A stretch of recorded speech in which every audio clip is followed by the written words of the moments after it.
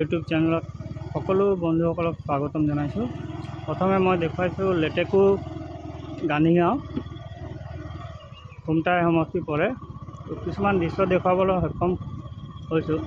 লগতে বানপানী আহিছে। বানপানীত অৱস্থাটো বেয়া হৈছে কিছুমান এৰিয়া।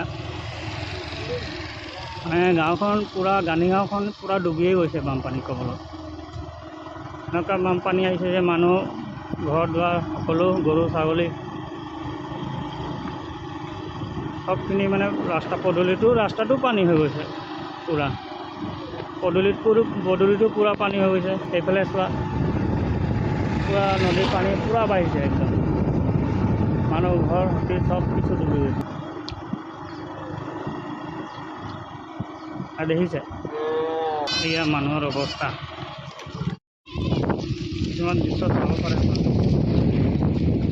এয়া গোটেই মানুহ ঘৰ দুৱাৰ চব ৰাস্তা কাণতে বনাই লৈছে আৰু ৰাইজৰো বহুত অসুবিধা হৈছে। আমাৰ চৰকাৰ হেমন্ত মামা এতিয়ালৈকে আহি এডোখৰটো কমচে কম চাব লাগে মানুহখিনি কি অৱস্থা হৈ আছে ঘৰে সতি। মামাইতো কিবা এটা সাহাৰ্য পঠিয়াব লাগে। হেমন্ত মামা মানুহখিনি কেনেকুৱা খাই আছে, কেনেকুৱা জীয়াই আছে, কেনেকুৱা আছে।